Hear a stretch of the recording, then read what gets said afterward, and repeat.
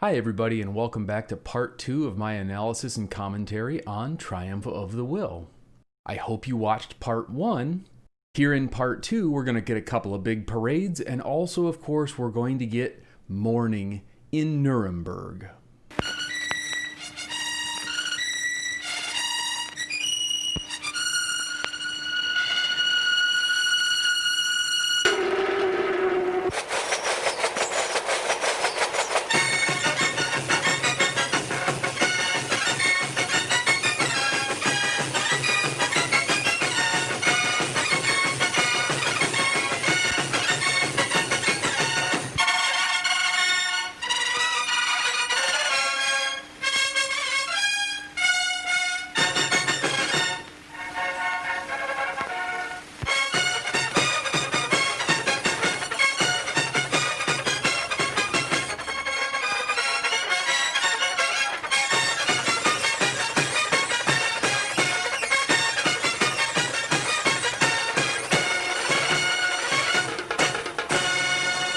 All right, what we just got there was called the Night Parade. This is people showing up in Nuremberg, understanding that the Fuhrer has arrived, and for just the off chance of maybe seeing him.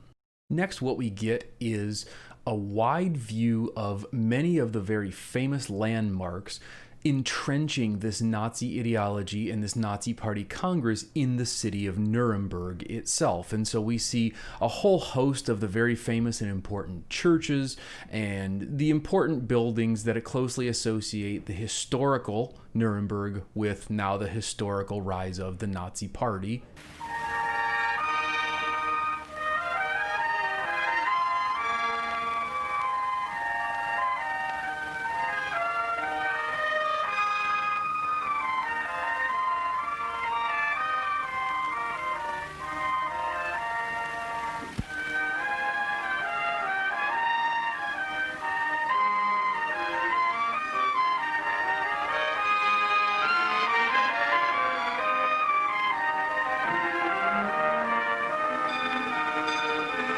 The next sequence is actually really important, not only to Triumph of the Will and an understanding of the film, but also to Nazi Party ideology. What we're going to see is what we refer to as mourning in Nuremberg. This is the waking up and preparing for the day of Nazi Hitler Youth, members of the SS, members of the SA, members of the Reichsarbeitsdienst, who are getting ready and getting prepared for the day's activities in the Nazi Party Congress.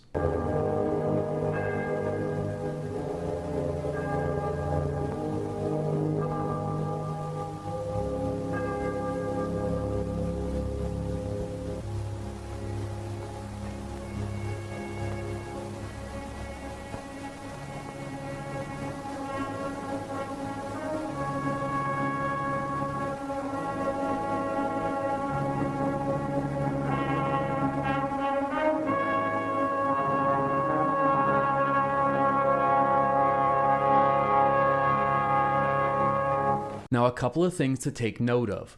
Number one, all of these people are nicely and neatly unified together as a now German nation. They're no longer separated by things like class or regional identities or work or anything else. Everything unifies them as Germans. They can be comfortable together, they can be happy together, and they can work together on one singular unified team. This sense of ultranationalism was key to the Nazi Party platform. Also take note of the fact that Leni Riefenstahl is really playing up the abundance of what is possible under the Fuhrer's guidance. And so we see an abundance of food, and we see a huge number of people, and we see that all of these different things are coming together under the auspices of Hitler's governance.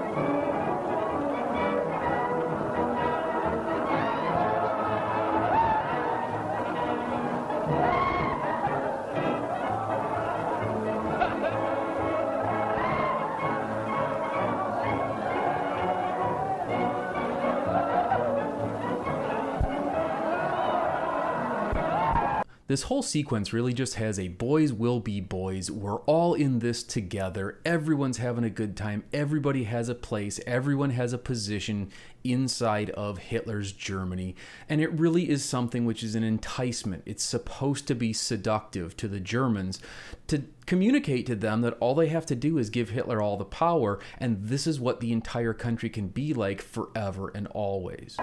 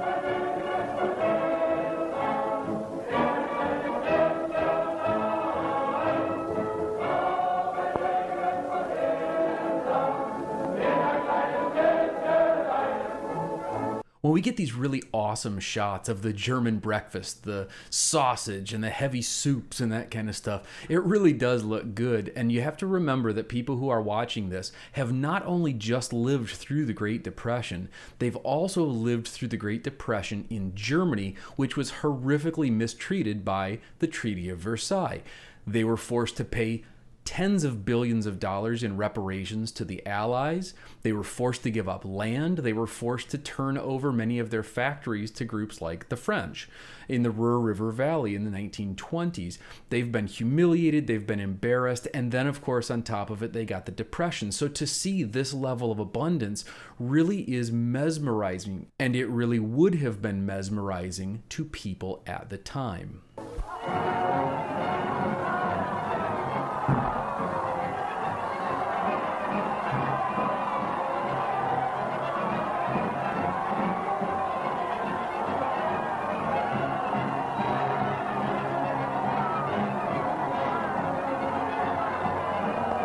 In the next sequence, we see yet another kind of core tenet of Nazi ideology, which is masculinity and upholding and celebrating all things which are masculine, because according to Nazi ideology, it is through the masculine that the nation will conquer and be strong and prosperous.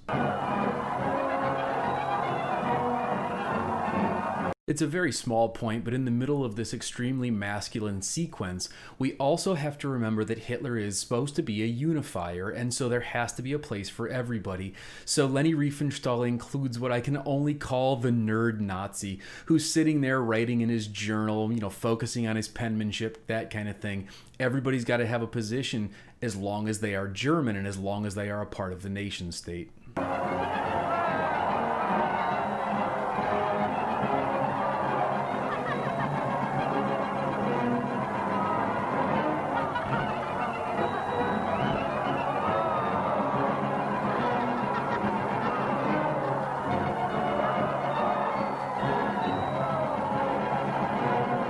Wrestling, roughhousing, all the good things that young guys like to do. And it's only possible because they've been unified by their Führer, according to what, the image is of the film. Now, the next little piece here that I want you to see is, if you've never heard of chariot racing before, give it a try sometime. It's a lot of fun.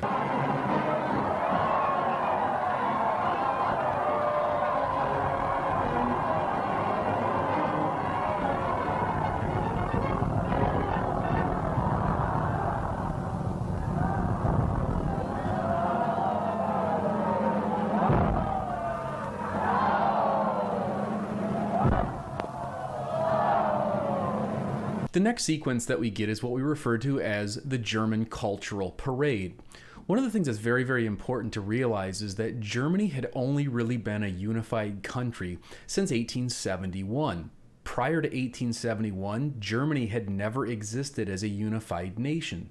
Germans themselves quite often identified themselves according to their regional identities. They were Bavarians or Silesians, or perhaps they were from Baden. But very few people ever actually thought of themselves as being a culturally unified nation state of German-speaking peoples. Now, unfortunately, I will tell you that I am not an expert in German culture, and I cannot identify all of the different regional variants based on the clothing and the style and that sort of thing that we're going to see in this particular sequence.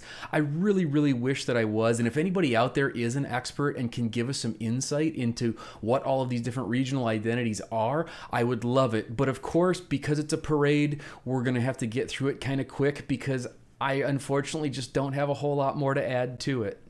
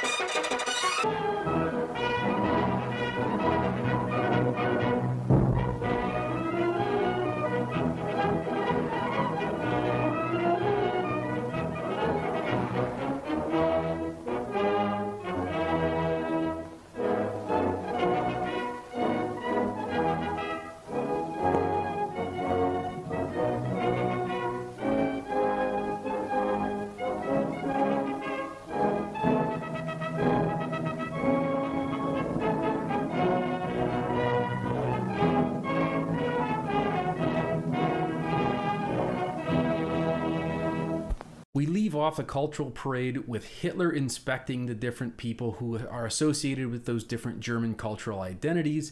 He shakes hands, he unifies them together according to the Führerprinzip, and then this is going to be the end of part 2.